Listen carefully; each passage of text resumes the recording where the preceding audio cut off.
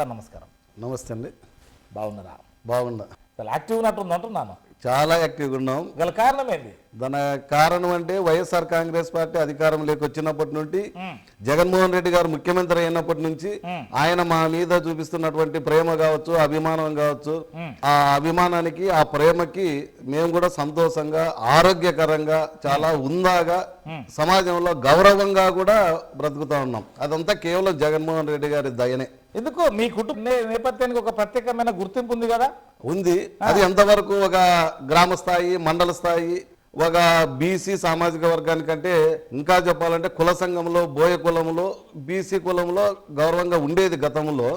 కానీ జగనన్న ముఖ్యమంత్రి అయిన తర్వాత గతంలో ఎప్పుడు లేని విధంగా ఏడీసీసీ బ్యాంక్ అంటే అనంతపురం కోఆపరేటివ్ సెంట్రల్ బ్యాంక్ చరిత్ర 100 సంవత్సరాలు. 101వ సంవత్సరంలో మొట్టమొదటి బీసీ చైర్మన్ గా నన్ను నియమించారు జగన్మోహన్ రెడ్డి గారు. అంటే అంతవరకు దాన్ని చాలా సంపన్న వర్గాలు అనుభవించిన పదవి అది. అలాంటి పదవుల్లో నన్ను కూర్చోబెట్టినాడు జగన్మోహన్ రెడ్డి గారు అంటే ఎంత సంతోషంగా ఉంటుంది, ఎంత గర్వంగా ఉంటుంది, అది మీరే అర్థం చేసుకోవచ్చు. ఓకే, ఇక్కడ మీ కుటుంబ నేపథ్యం సార్, అంటే ఏది మీ సామాజికంగా, తర్వాత ఆర్థికంగా? కుటుంబ నేపథ్యం అంటే మాది వాస్తవంగా చెప్పాలంటే మధ్యతరగతి కుటుంబం. తాడిపత్రి నియోజకవర్గం, పెద్దవడుగురు మండలం, చిన్నవడుగురు గ్రామం. కానీ ఇక్కడ అసలు పరిస్థితి, ఈ ఫ్యామిలీకి మీకు ఉన్న అనుబంధం ఏంది మరి? మా అన్న, మేము 6 మంది అన్నదమ్ముళ్ళు. నేను చివరివాడు. మొట్టమొదటి అన్న అంటే అందరికంటే పెద్దవాడు రామాంజనేయులు, రిటైర్డ్ టీచర్ ప్రజెంట్. మొన్ననే రిటైర్డ్, అంటే మాజీ కౌన్సిలర్ కూడా. ఆయన టీచర్ గా ఉన్నప్పటికీ కూడా రాజకీయాల పట్ల చాలా చురుగ్గా ఉండేవాడు. ఆసక్తి ఉంది. బీసీలో ఎస్సీ ఎస్టీ బీసీ అంటే మా అన్నకి ఒక ప్రత్యేకమైనటువంటి అభిమానం. ఓకే, ఆ భావనతోనే ఆయన సమాజంలో సేవ చేసుకుంటూ వచ్చాడు.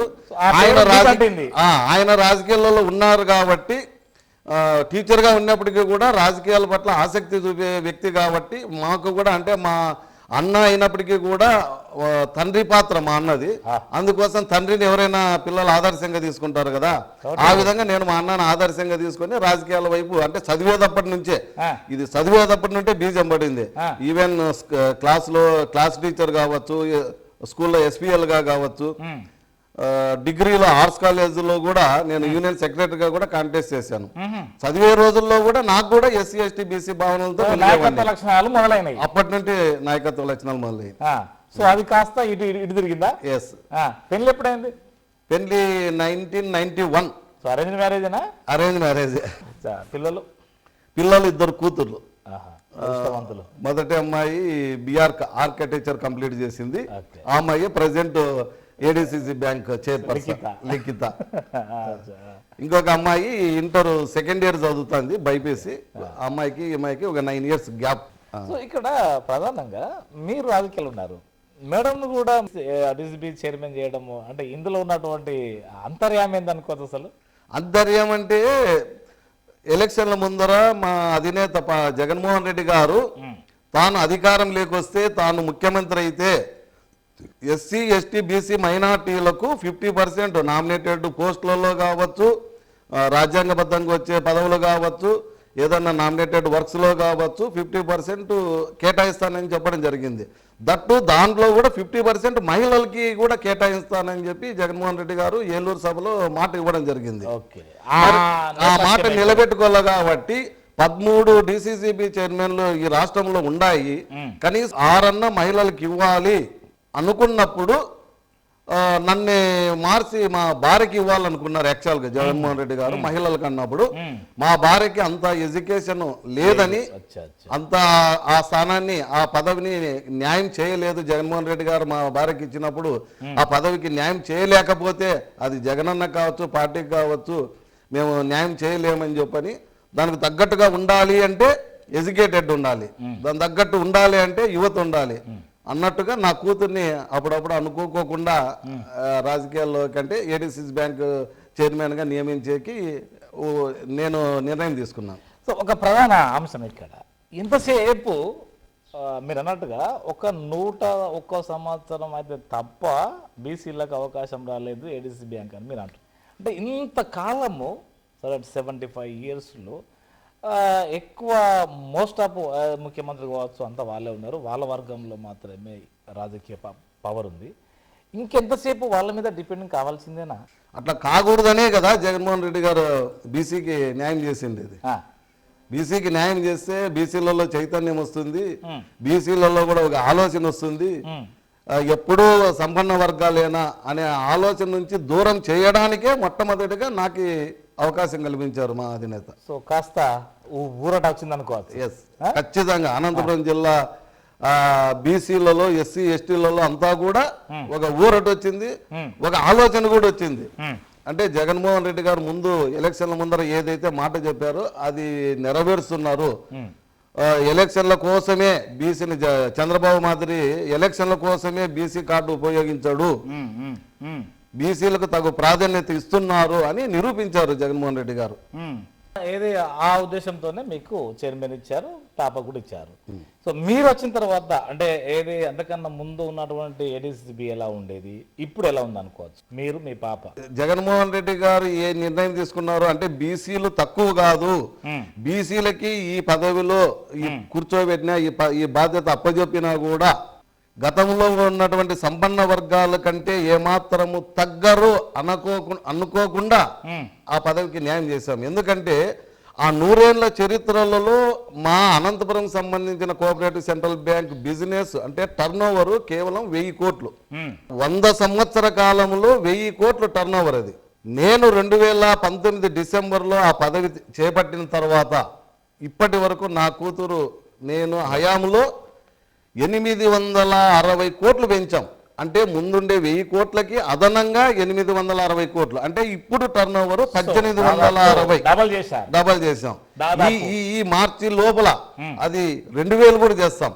అంటే ఒక్కసారి ఆలోచన చేయండి, 100 సంవత్సరాలలో 1000 కోట్లు టర్న్ ఓవర్ ఉంటే ఈ 4.5 సంవత్సరంలో డబల్ చేసాం. అంటే 2000 కోట్ల టర్న్ ఓవర్ చేసాం. అంటే ఆ పదవికి న్యాయం చేసినట్టే కదా.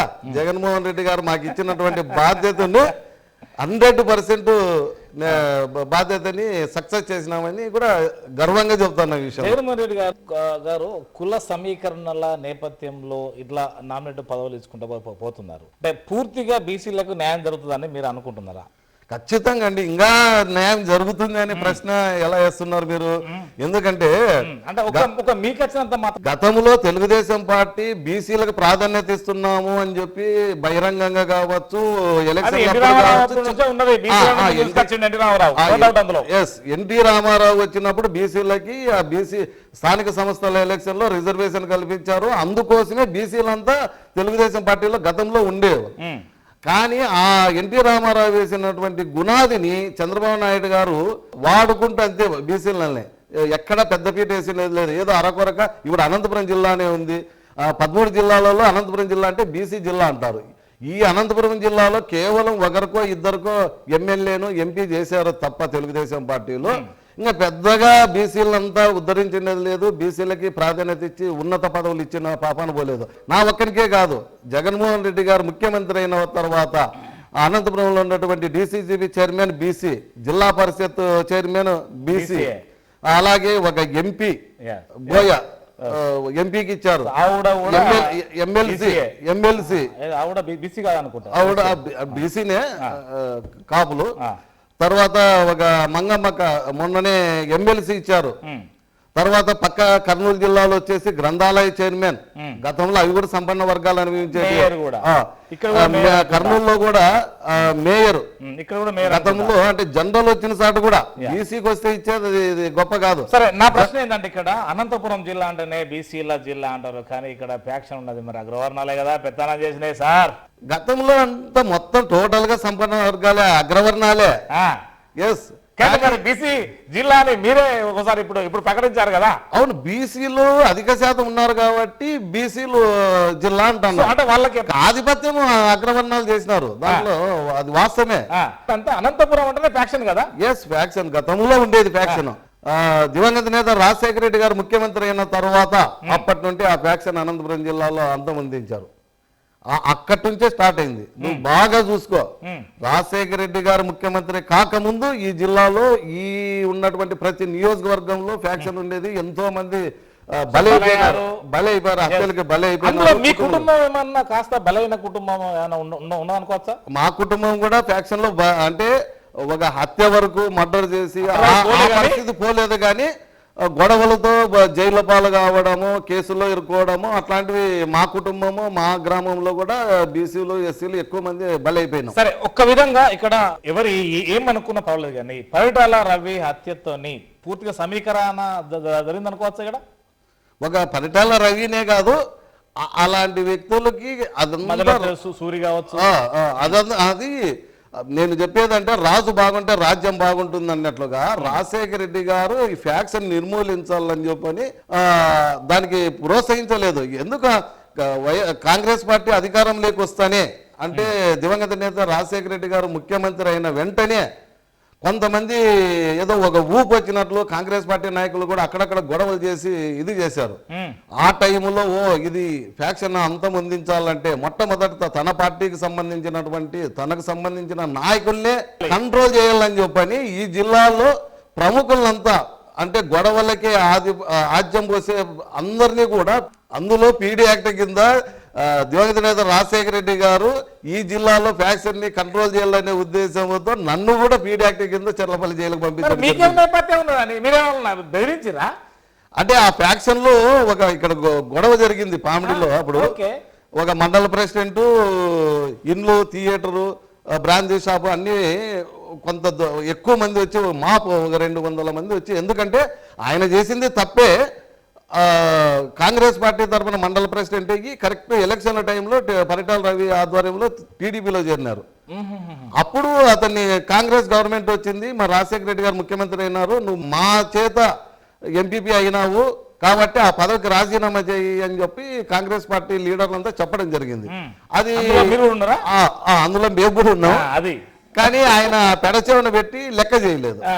దానికి కొంతమంది అందరూ సహనము ఉండే నాయకులే ఉంటారు కదా, నావాదిని కాదు,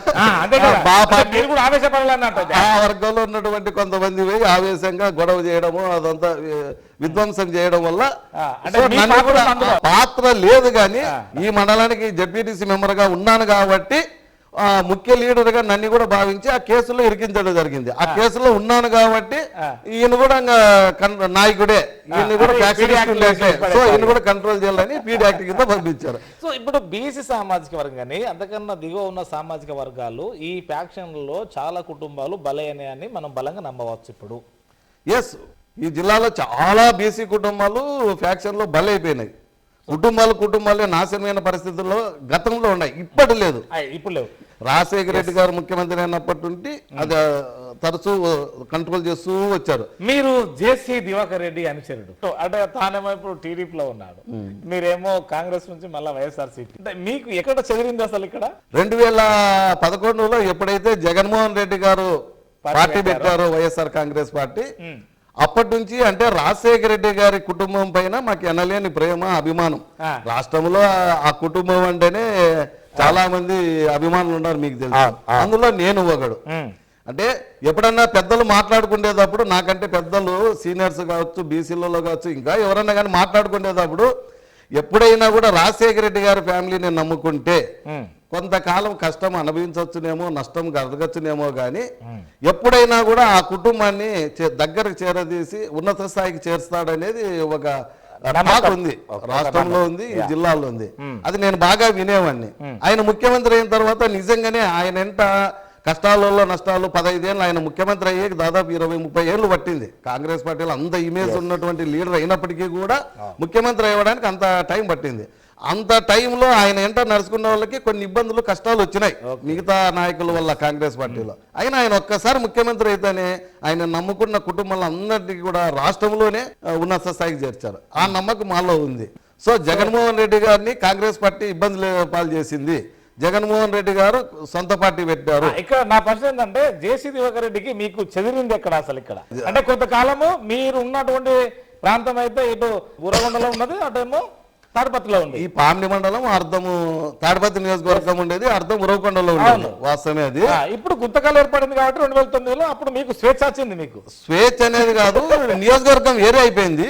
మీకు కూడా ఒక స్థానం అయితే కేటాయించడానికి ఒక వేదిక అంటే మీకు దొరికింది. ఎస్, వేదిక దొరికింది. జగన్మోహన్ రెడ్డి గారు పార్టీ పెట్టినప్పుడు ఆయన వెంట ఆయన నడసాలి, ఆయనకు సపోర్ట్గా ఉండాలి, ఆయన ముఖ్యమంత్రి చేసుకోవాలనే దృఢ సంకల్పంతో నేను అభిమానంతో జగన్మోహన్ రెడ్డి గారు ఏంటో నడిచాను. ఆ పార్టీలో అటు వెళ్ళిపోయాడు. మీరు ఇది మీ ఇరా అంతే అంతేనా? అంతే అంతే. ఇప్పటికి మరి సరసంబంధాలు ఉన్నాయా? లేదండి. ఫోన్ లో కూడా కనీసానికి ఇప్పుడు ఉంటాయి కదా. మీరు చెప్పినట్టుగా అది ఉన్న తప్పే కాదేమో కానీ నేనైతే ఒక నిబద్ధత గల నాయకుడు, ఒక బీసీ నాయకుడు అయినప్పటికీ కూడా ఒక పార్టీలో ఉన్నాము, ఒక నాయకుడిని నమ్ముకున్నాము, అక్కడే ఉండాలి, ఆయన కోసమే పనిచేయాలి, ఆ పార్టీ కోసమే పనిచేయాలి తప్ప దొంగముత్తు డబుల్ గేములు ఆ ద్వంద్వ వైఖరి అనేది నాకు కానీ మా కుటుంబంలోనే లేదు. మీది ఇంటి పేరు వేరు ఏం వస్తుంది మీకు? ఇప్పుడు పామిడి వీరాంజనేయులు అలియాస్ వీరా అంటేనే మీకు మీరు పూర్తిగా నోన్ పర్సన్. అసలు ఏంటి మీ ఇంటి పేరు ఏంది? ఇక్కడ పామిడికి ఏంది అసలు? ఇక్కడ మాది ఎం అంటే మానికింద, మానికింద వీరాంజనేయులు నా పేరు ఒరిజినల్ గా. బట్ జగన్ గారి దగ్గరికి పోయినప్పుడు నాకు సంబంధించిన వాళ్ళు ఎవరు పోయినా కూడా ఏదన్నా పామిడి అంటేనే వీరా బాగున్నాడా, లేదంటే వేరే జిల్లాలకు పోయినప్పుడు ఏదన్నా మేము వీరాంజనేయులు అనుచరులు అంటే ఎవరు పామిడి వీరానా కూడా అనుచరులు ఉన్నారు అన్నట్టయితే. అనుచరులు ఇప్పుడే కాదు, 2011 నుంచి కూడా అనుచరులు ఉన్నారు. అది ఏమో అది అదృష్టమో మళ్ళీ వరమో తెలియదు కానీ ఒక ఎమ్మెల్యే స్థాయి ఎంపీ స్థాయికి అనుచర వర్గం ఏ విధంగా ఉంటుందో, అభిమానులు ఏ విధంగా ఉంటారో, నాకు కూడా ఒక బీసీ నాయకుడు అయినప్పటికీ ఒక ఎమ్మెల్యే ఎంపీ కానప్పటికీ కూడా అటువంటి అనుచర వర్గం ఉంది. ఇదంతా గల కారణం ఏంది? ఆ సాంఘిక సేవల్లో మీరు, మీ కుటుంబము, మీ అన్నగారు మీరంతా ఏమన్నా ప్రాధాన్యత ఇవ్వడం వల్లనేనా ఆ వచ్చిన కుటుంబాలకల్లా ఎంతో మీకు తోచిన కాడికి ఏమైనా సహకారం చేయడం వల్ల అనుకోవచ్చు ఇదేమన్నా? మరి అంటే ఎస్సీ ఎస్టీ బీసీ భావనలతో మెలిగే మాకు ఈ సామాజిక వర్గాలలో ఎవరికన్నా కష్టం వచ్చినా, నష్టం వచ్చినా, ఇబ్బంది కలిగినా వాళ్ళకి ఎన్నంటూ ఉండి ఉపయోగపడతాం. అది మాట సాయం కావచ్చు, ఆర్థిక సాయం కావచ్చు, లేదంటే ఇంకో రకంగా ఏదైనా ఆఫీసులు చుట్టి వాళ్ళకి తిరిగి పనిచేసే విషయం కావచ్చు. ఆ విధంగా మా అన్న నుంచి అలవాటైన అలవాట్లు నాకు కూడా ఈ స్థానాన్ని సంపాదించి పెట్టారు. అంటే ఏదన్నా అక్కడికి పోతే న్యాయం జరుగుతుంది. గుంతకల్ నియోజకవర్గం నుండి ఒక బీసీ నాయకునిగా అటు ముఖ్యమంత్రి గారు కూడా దాదాపు అంతా సిట్టింగ్లను మార్చడం, రకరకాలు అంటే వైనాట్ 175 నేపథ్యంలో మీ పేరు గుంతకల్ నియోజకవర్గం నుండి ప్రధానంగా వినిపిస్తుందనే సమాచారం. మీరేమంటారు దీనిపైన? జగనన్న నా ఎస్సీ, నా ఎస్టీ, నా బీసీ అని ఆయన ముఖ్యమంత్రిగా ఉన్నప్పటికీ, ఎమ్మెల్యేలో అగ్రవర్ణాలు ఉన్నప్పటికీ కూడా పెద్ద బహిరంగ సభలో కావచ్చు, తన క్యాంప్ ఆఫీసులో నుంచి వీసీలో కావచ్చు, మీడియా ముందర కావచ్చు, అంత ప్రాధాన్యత ఇస్తున్నారు. మరి అంత ప్రాధాన్యత ఇస్తున్న ఈ సమయంలో కూడా నేను బీసీ అని, నేను ఎస్సీ అని చెప్పని వెనకల కూర్చొని మూలను కూర్చుంటే ఎవరు గుర్తిస్తారు? ఆయన ఆలోచన తగ్గట్టు మేము కూడా బీసీలు ఎదగాలి, బీసీలు ముందుకు పోవాలి, ఈ టైంలోనే ఎమ్మెల్యే అయ్యేకి, ఎంపీ అయ్యేకి అవకాశం ఉంది. మరి ఇన్ని సంవత్సరాల నుంచి ఒక బీసీ నాయకుడిగా ఉండి ఒక మండల స్థాయికి, ఒక జిల్లా స్థాయికి, ఒక నియోజకవర్గాన్ని స్థాయికి కాకోకుండా చట్టసభలకి ఎందుకు వెళ్ళకూడదు అనే ఆలోచన నాలో వచ్చింది. అందుకోసమే జగనన్న ఆలోచనకి తగ్గట్టు నడుచుకోవాలని చెప్పి ముందు పడి అనేక సేవా కార్యక్రమాలు కావచ్చు, మీరు అన్నట్టుగా రకరకాలుగా ముందు వరుసలో తిరుగుతున్నాను. చాలా మంది నా శ్రేయోభిలాసులో పెద్దలు కూడా చెప్పారు, నువ్వు ఇంత ఓవర్ గా తిరుగుతుంటే నిన్ను చూసి ఓర్చుకోలేరు, నిన్ను ఎక్కడ కట్ చేయాలో అక్కడ అగ్రవర్ణాలు ఆపన చేస్తాయి, గుర్తుపెట్టుకోండి. మీరు అగ్రవర్ణాలు ఇట్లా కట్ చేస్తాయి, ఎమ్మెల్యేల సూప్ నీ మీద పడుతుంది, పడేటచ్చు. శ్రేయోభిలాసులో మా కుటుంబ సభ్యులు కావచ్చు ఆ విధంగా చెప్పినారు, నువ్వు వాళ్ళ ఆగ్రహానికి గురవుతావు, ఆ విధంగా తిరగద్దు, డబ్బు దండిగా సంపాదించినారు అనుకుంటారు, నీకు బ్రేక్ వేస్తారు, ఆర్థికంగా వనరులు కూడా దెబ్బతీస్తారని చెప్పారు. నేను ఆ విధంగా ఎప్పుడూ ఆలోచన చేయలేదు. కొంతమంది ఎంత సంపాదించుకుంటే మూలం దాచిపెట్టుకొని ఇది చేసుకుంటారు, ఏదో తరతరాలకు పనికొచ్చేటట్టేమో కానీ నా దగ్గర ఉన్నది 1,00,000 అయితే 10 లక్షలు ఉండేట్టుగా బిల్డప్ గా తిరుగుతూ ఉంటాను. తప్పేం లేదు, అది దేవుడు ఇచ్చారు, అవకాశం వచ్చింది, తిరగాలి, జగనన్న దృష్టిలో పడాలి, వీరా ఎమ్మెల్యేకి పనికి వస్తాడు, ఎంపీగా పనికి వస్తాడు, చట్టసభలకు పంపిద్దాము ఒక బీసీ క్యాండిడేట్ అని చెప్పని ఆయన మనసులో పడాలనే తిరుగుతాను. నేను మనసులో పడాలని కాదు, మీకు అసలు డైరెక్ట్ అపార్ట్మెంట్ ఉండదు కదా, డైరెక్ట్ పోతున్నాడు కదా మీరు. అంటే నన్నే కాదు, ఈ రాష్ట్రంలో చాలా మంది ముఖ్యమంత్రులు అయిన తర్వాత కేవలం తన బంధుత్వాన్ని తన వర్గానికో తన సామాజిక వర్గాలకే ప్రియారిటీ ఇస్తూ పోతుంటారు. మీరు ఎక్కువ చోట్ల చూసుకోండి, ఎక్కువ ఎస్సీ ఎస్టీ బీసీలకు ఎక్కువ ప్రాధాన్యత ఇస్తుంటారు. ఆ క్రమంలోనే మేము ఎక్కడైనా మీటింగులు కాడ కావచ్చు, సీఎం ఆఫీస్ లో పోయినప్పుడు కావచ్చు, దూరంగా ఉన్న ఏ వీరారా అంటారు, మాట్లాడిస్తారు. ఆ ప్రేమ అభిమానం చూపిస్తారు. అది ఆయనలో ఉన్న గొప్ప మనసున్న మహారాజు. ఇక్కడ అంటే మీకున్న సార్కు బాగా అనుబంధం, నేరుగానే ఎలాంటి అపార్ట్మెంట్ లేకున్నా కానీ పోయే సామర్థ్యం ఉంది, పనులు కూడా అట్లే విధంగా చేస్తున్నాడు అని ఒక సమాచారం, నిజమేనా? అది జగనన్న పార్టీ పెట్టిన తొలి రోజుల నుంచి కూడా ఆయన కష్టాలలో నష్టాలలో పాలు పంచుకున్నానని ఆయనకి బాగా మైండ్ లో ఫిక్స్ అయిపోయినాను. అప్పట్లో చాలా తక్కువ ఉంటారు, ఎందుకంటే నేను కూడా కాంగ్రెస్ పార్టీలో జెడ్పీటీసీ మెంబరు. రూలింగ్ పార్టీని వదులుకొని చాలా మంది ఆయన మీద అభిమానం ఉన్నా కూడా ఆ కాంగ్రెస్ పార్టీ పదవీ కాలం అయిపోయేంత వరకు సీనియర్స్ రాలేదు వైసీపీలోకి. కానీ నేను వయసు చిన్నదైనప్పటికీ కూడా పార్టీలో సీనియర్నే. ఈ మండలంలో ఈ నియోజకవర్గంలో మా గుంటకల్ వెంకటరామరెడ్డి గారి ఎంట సీనియర్స్ లో నేను ఒక్కడనే మొట్టమొదటి జగనన్న పార్టీలో చేరి తిరిగిండేది. అప్పుడు తక్కువ మంది ఉంటారు కాబట్టి ఆయన మైండ్ లో ఫిక్స్ అయిపోయినాం, పాముడి వీరా. అందుకోసం ఆయనకి ప్రత్యేకమైన గుర్తింపు ఉన్నాను కాబట్టి ఆప్యాయతగా. ఫస్ట్ అయితే చంద్రబాబుకి అవకాశం ఇచ్చారు, రాజధాని అమరావతిగా కట్టిండు. కానీ ఇక్కడ మాత్రం ఇప్పుడు జగన్ వచ్చిన తర్వాత ఒకటి కర్నూలు, ఒకటి అమరావతి, ఒకటి ఏది విశాఖపట్నం, ఈ విధంగా మూడు ప్రాంతాలు ఏంది రాజధాని లేని రాష్ట్రంగా అని ఎవరంటున్నారు? ఇది ప్రధాన ప్రతిపక్షం అంటుంది, మీరేమంటారు? ఇక్కడ అది ఎందుకో ఏమో కానీ ప్రధాన ప్రతిపక్షం కేవలం రాజకీయం కోసమే మాట్లాడుతున్నారు తప్ప వాళ్ళకి అవకాశం ఇచ్చారు, అమరావతిగా డిక్లేర్ చేశారు. కానీ ఈ రాష్ట్రాన్ని అప్పుడు కాంగ్రెస్ పార్టీ, కేంద్రంలో ఉన్నటువంటి కాంగ్రెస్ పార్టీ కానీ ఆ కాంగ్రెస్ పార్టీకి అనుకూలించినటువంటి బీజేపీ కావచ్చు, తెలుగుదేశం కావచ్చు, ఈ రాష్ట్రాన్ని అడ్డగోళంగా విభజించారు. తెలంగాణ, ఆంధ్రప్రదేశ్ చుట్టుపక్కల సామాజిక వర్గమే ఉన్నదనే ఉద్దేశంతోనే జగన్ మార్చిండని మేము అనుకోవచ్చు. ఇక్కడ ఈ రాష్ట్రంలో ఉన్నటువంటి ప్రతి ఒక్కరూ కూడా ఏమనుకున్నారు, ఎవరైనా కానీ బుద్ధి ఉంటే డెవలప్మెంట్ అంతా ఒకే చోట చేయకూడదు. దాదాపు మనకి స్వాతంత్రం వచ్చినప్పటి నుండి ఈ రాష్ట్రానికి సంబంధించిన డెవలప్మెంట్ అంతా కేవలం హైదరాబాద్ సిటీలో చేశారు. మొత్తం డెవలప్ అయిన తర్వాత తెలంగాణ వాసులంతా మాకు ప్రత్యేక రాష్ట్రం కావాలని చెప్పని వాళ్ళు పోరాటాలు చేసి విభజన జరిగింది. అంటే డెవలప్మెంట్ అంతా అక్కడ ఉండదు కాబట్టి వాళ్ళు కోరుకున్నారు. ఇప్పుడు రాష్ట్రం విడిపోయిన తర్వాత ఇప్పుడు కూడా కేవలం అమరావతిలోనే, విజయవాడలో ఒకే చోట మొత్తం డెవలప్మెంట్ చేస్తే ఆ తెలంగాణ వాసులకు వచ్చినటువంటి ఆలోచన వీళ్ళకెందుకు రాదు? రేపొద్దున ఒక 30 ఏళ్ళు 40 ఏళ్ళ తర్వాత సపరేట్ రాష్ట్రం కావాలని. అప్పుడు మనము ఈ రాయలసీమ, కరువు ప్రాంతాలంతా ఏం కావాలి? సో 3 ప్రాంతాలని డెవలప్ చేసుకుంటే అక్కడ ఉత్తరాంధ్ర కావచ్చు, రాయలసీమ కావచ్చు, కోస్తా కావచ్చు, 3 ప్రాంతాలు ఒకే సమానంగా డెవలప్ చేసినప్పుడు ఇంకెందుకు మాకు సపరేట్ రాష్ట్రం కావాలని ఆ ప్రాంతం వల్లనరు, ఉత్తరాంధ్ర వల్లనరు, కోస్తా వల్ల ఆలోచన ఉన్నదని ముందే గ్రహించారు. ఇక్కడ ఆ ఆలోచనని రాష్ట్రంలో ఉన్నటువంటి అన్ని రాజకీయ పార్టీలకి ఆలోచన ఉంది, అలాగే ప్రజలకు ఉంది. ఇంకా చెప్పాలంటే చదువురాని వాళ్ళకి కూడా ఈ ఆలోచన ఉంది.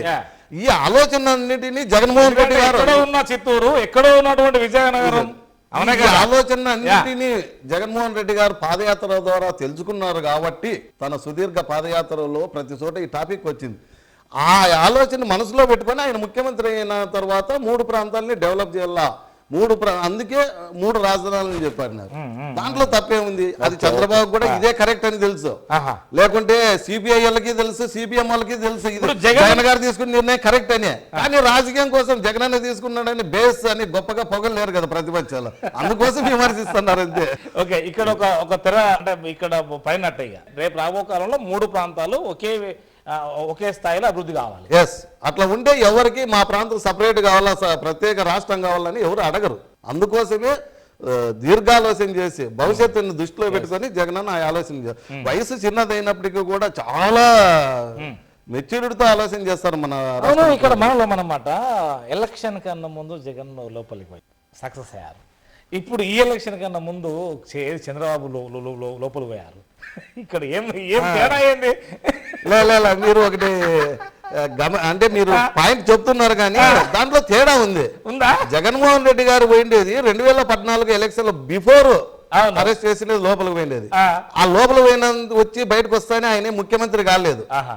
తరువాత 2019 ముందు ఈ రాష్ట్రంలో 3648 కిలోమీటర్లు సుదీర్ఘ పాదయాత్ర చేసి షర్మిల కూడా సహకరించినప్పుడు ఆ పాదయాత్ర షర్మిలమ్మ ఆయన జగనన్న లోపల ఉన్నప్పుడు సపోర్ట్ చేశారు. అదంతా 2014 ముందు. బట్ ఆయన లోపలికి పోయిన పాదయాత్ర షర్మిలమ్మ చేసిన అప్పుడు ముఖ్యమంత్రి కాలేకపోయారు. 2019కి ముందు అంటే 2019 కన్నా ముందు కూడా షర్మిల వేసింది కదా. అప్పుడు లోపలికి పోలేదు. పాదయాత్ర చేయడం వల్ల ఈ ప్రజల కష్ట నష్టాలు తెలుసుకోవడం కాకుండా ప్రతి జిల్లాలో బీసీ ఆత్మీయ సమ్మేళన సభ అని చెప్పని పాదయాత్రలో ఒక్కొక్క కులంతో ఒక్కొక్క చోట పెట్టించారు. మొత్తం బీసీ వర్గాలతో ఒక చోట, ఎస్సీ వర్గంతో ఒక చోట అట్లా పెట్టించి ప్రతి ఒక్క కుల సంఘం నాయకులతో కూడా ఈ రాష్ట్రంలో ఉన్నటువంటి సమస్యల్ని సేకరించారు.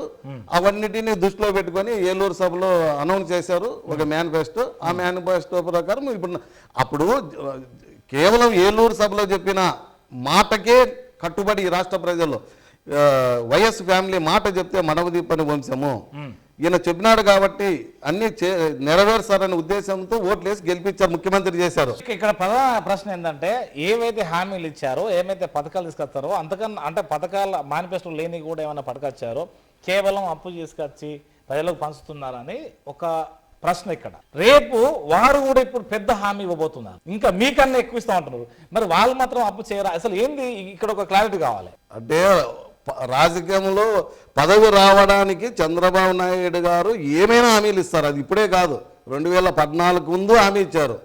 దాదాపు 600 హామీలు ఇచ్చారు. 600లో కనీసం 6 హామీలు కూడా నెరవేర్చిన పాపాన పోలేదు. కానీ లాస్ట్కి ఆ మేనిఫెస్టోని కంప్యూటర్లో నుంచి మాయం చేశారు. అది మీకు ఏ పార్టీ అయినా కానీ హామీలు ఇస్తున్నది కానీ అమలు మాత్రం లేను. మీరు పొరపాటు పడుతున్నారు. జగన్మోహన్ రెడ్డి గారు ఏవైతే ఎలక్షన్ ముందర హామీ ఇచ్చారో హామీ ఇచ్చినట్టు కాకుండా అప్పుడు అసలు ప్రస్తావన లేని కూడా చాలా సంక్షేమ ఫలాలు ఇప్పుడు అందిస్తున్నారు. మరి ఎందుకు వచ్చింది విపరీతమైన మీద 2 పత్రికలు అయితే మీ మీద బురద వెళ్తున్నాయా? లేకపోతే ఇక్కడ వాళ్ళు అంగన్వాడీలు కావచ్చు, లేకపోతే గౌరవ వేతనం పెంచమని ఇంకొకళ్ళు ఎందుకు వ్యతిరేకంగా భావంతో వాళ్ళు అంగ స్ట్రైక్ పోతుండ్రు? స్ట్రైక్ ఎందుకు పోతున్నారు? పర్సెంటేజ్ తో సహా కూడా 98.4% ఎలక్షన్ల ముందర జగనన్న ఏం చెప్పారో అవన్నీ నెరవేర్చారని చెప్పి బహిరంగంగా మీటింగ్ లో చెప్తున్నారు ప్రతి ఒక్క నాయకుడు. మీరు అది అవునా కాదా 98% అనేది మీరు బాగా క్లారిఫికేషన్ తీసుకోవాలి. ఖచ్చితంగా నెరవేర్చారు. ఇప్పుడు హామీలు అంటావా? ఇప్పుడు ఏది స్ట్రైక్ చేస్తున్నటువంటి వాళ్ళ గురించి చెప్తే ఇంకా మొదటి నుంచి చంద్రబాబు నాయుడు కుట్ర రాజకీయాలతో ఖచ్చితంగా ఇప్పుడు ఎవరెవరు కూర్చుంటున్నారో వాళ్ళందరికీ కూడా వెనకుండి నడిపిస్తున్నటువంటి వ్యక్తే చంద్రబాబు నాయుడు. అది అందరికీ తెలుసు. రాష్ట్ర తెలంగాణ ఎలక్షన్స్ రిజల్ట్ వచ్చిన తర్వాత అది ఏపీ మీద ప్రభావం పడుతుందా పడబోదా? తెలంగాణకి దీనికి సంబంధం లేదు. తెలంగాణ అంటే ఏం కాంగ్రెస్ అధికారంలోకి వచ్చిందనా? కాంగ్రెస్ అధికారంలోకి మళ్ళీ టీడీపీ రాదా? ఇప్పుడు ఆ రోజు తెలంగాణ ఇచ్చిండేది ఎవరు? కాంగ్రెస్ పార్టీ అధికారంలో ఉన్నప్పుడే తెలంగాణ ఇచ్చిండేది తెలంగాణకి. యాక్చువల్ గా ఈ ఎలక్షన్ల కంటే ముందే ఎప్పుడో కాంగ్రెస్ కి వాళ్ళు తెలంగాణ ప్రజలు ఎప్పుడో పట్టం కప్పాలి, కానీ అప్పట్లో కట్టలేదు. ఇప్పుడు కేసీఆర్ జగన్మోహన్ రెడ్డి మంచి దోస్తు కదా, దానికోసం ఇది కాదు. కాంగ్రెస్ పార్టీ కూడా అక్కడ ముందు నుంచి కూడా బలంగానే ఉంది. కేసీఆర్ కావచ్చు, టీఆర్ఎస్ కావచ్చు, కాంగ్రెస్. యాక్చువల్ గా ఇంతకంటే ముందే కాంగ్రెస్ అధికారంలోకి రావాల్సింది. అర్థం చేసుకున్నారు. అక్కడ కాంగ్రెస్ పార్టీ మాకు తెలంగాణ ఇచ్చిందని చెప్పని లేట్ గా తెలుసుకొని ఏమన్నా ఓట్లు వేసి అధికారంలోకి తెచ్చారు. ఇక్కడ ఈ కాంగ్రెస్ పార్టీ మన రాష్ట్రాన్ని నాశనం చేసింది కదా. ఇప్పుడు షర్మిల వచ్చింది కానీ ఇక్కడ టీడీపీ కూడా ఉంది కదా. TDP, Janasena, BJP 3 ఒకటైనాయి. ఇటు కాంగ్రెస్ కు మళ్ళా తన ఒక సోదరు ఏమో వచ్చింది. ఏంది ఇదంతా? ఈ కన్ఫ్యూజన్ ఏంది ఇక్కడ? కాంగ్రెస్ కి షర్మిలమ్మ గారు వచ్చిండొచ్చు కానీ అంత ప్రభావం చూపలేదు. కాంగ్రెస్ కు షర్మిల రావడమే జగన్ కు మంచి ఫలితాలు అంటారు, నిజమేనా? ఫలితాలా చెడు ఫలితాలా? మంచి ఫలితాలు. ఎలా అంటే విభజిస్తుంది కాబట్టి కొన్ని ఓట్లు వ్యతిరేక ఓటుని చల్లగా దీన్ని అంతా కుట్ర చేస్తున్నారు. కాంగ్రెస్ పార్టీ వాళ్ళు కావచ్చు, తెలుగుదేశం పార్టీ కావచ్చు, లేదా జగన్ కొంతమంది దుర్మార్గులు కుట్ర చేస్తే అది రివర్స్ వాళ్ళకే తగులుతుంది అంటారు చూడు. ఆ విధంగా కూడా వాళ్ళకి అన్ని కుట్రలు అన్ని షర్మిలమ్మను ఇంకో విధంగానో ఇప్పుడు అన్ని చోట్ల ధర్నాలు చేపించి ఉద్యోగస్తులతో, అంగన్వాడీలతో మున్సిపాలిటీ వాళ్ళతో ఏ విధంగా అయితే ఉద్యోగస్తులతో చేపించింది చేస్తున్నారో అదంతా కుట్ర రాజకీయం. అది ఒకసారి వాళ్ళకే రివర్స్ కూడా అవుతుంది.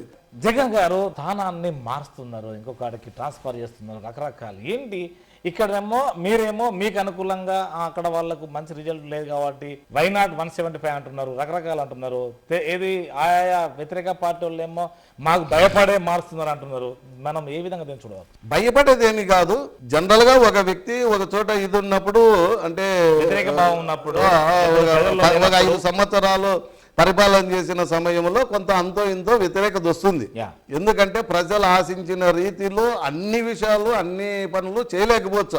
ప్రభుత్వం చేస్తలేదు కదా, వ్యక్తికి చేయడం అసలు ఎందుకు చేయట్లేదు ఎమ్మెల్యేలు అంటే జగన్మోహన్ రెడ్డి గారి ద్వారా డైరెక్ట్ సంక్షేమ ఫలాలు వాళ్ళ అకౌంట్ లో పడుతున్నాయి. అక్కడి వరకు జగనన్న మీద మంచి ఆలోచన ఉంది, ఈ ప్రభుత్వం మీద మంచి ఆలోచన ఉంది ప్రజలకి. కానీ స్థానికవన్నీ ఏదో చితగా పదగా ఉంటాయి కదా. ఎమ్మెల్యే దగ్గరకు పోతే సాల్వ్ అయ్యేటివి, ఎంపీ దగ్గరకు పోయితే సాల్వ్ అయ్యేటివి. అలాంటివి చేయలేనప్పుడు ఏదైనా సంపాదనల విషయం కావచ్చు, కొంత ప్రజల్లో వ్యతిరేకత వచ్చిండొచ్చు. ఆ వ్యతిరేకత ఏ మోతాదులో ఎక్కడ వచ్చిందో అది అక్కడే ఇచ్చి సెట్ చేసే అవకాశం ఉంటే అక్కడే స్థానం కల్పిస్తున్నారు. లేదు వై నాట్ 175 అంటే అది సాధ్యమేనా? 100% సాధ్యమే. ఎట్లా? మీకు కేవలం వైఎస్ ఫ్యామిలీ మాట చెప్తే మడమ తిప్పారని చెప్పని ఒక కేవలం నమ్మకంతోనే ఆ రోజు రాజశేఖర రెడ్డి గారి సువర్ణ పరిపాలన మళ్ళీ తిరిగి రావాలంటే అది జగనన్నతో సాధ్యమని ఒక నమ్మకంతో ఆ రోజు ఓట్లు వేసి గెలిపించారు. ఓట్లు ఎంత 151 సీట్లు రావడం జరిగింది. కేవలం మాట మీద నమ్మకంతోనే, ఆ కుటుంబం మీద నమ్మకంతోనే. మళ్ళీ పదవిలోకి వచ్చిన తర్వాత ఆయన ముఖ్యమంత్రి అయిన తర్వాత ఇన్ని సంక్షేమ బలాలు అందిన తర్వాత ఒక్కొక్క కుటుంబానికి 1 లక్ష, 2 లక్షలు, 3 లక్షలు, 4 లక్షలు కుటుంబానికి అందిన తర్వాత వాళ్ళ ప్రజలంతా ఏమనుకుంటారు, పొరపాటున చంద్రబాబు మళ్ళా ముఖ్యమంత్రి అయితే ఇవన్నీ మాకు సంక్షేమ ఫలాలు పోతాయి, మా కుటుంబానికి వచ్చినటువంటి 1 లక్ష పోతుంది, మా కుటుంబానికి వచ్చినటువంటి 4 లక్షలు పోతుంది అని ప్రతి కుటుంబం అనుకుంటుంది కదా. అట్లా అనుకున్నప్పుడు ఖచ్చితంగా జగన్మోహన్ రెడ్డి గారికే ఓటేస్తారు. చంద్రబాబుకి ఎలా వేస్తారు చెప్పండి? వేయరు.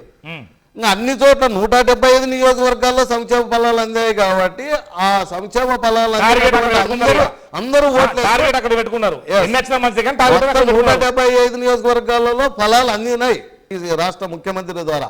ఆ ఫలాలు అందుకున్న వాళ్ళందరూ ఖచ్చితంగా ఓట్లేస్తారు. ఓట్ల ప్రకారంగా ఎన్ని సీట్లు వస్తాయి అనుకోవచ్చు మీ అంచనా ప్రకారంగా? ఇంకా 175కి 170 అనేది 100% వస్తాయి. ఎందుకంటే 175 నియోజకవర్గాల్లో సంక్షేమ ఫలాలు అందుకుంటారు.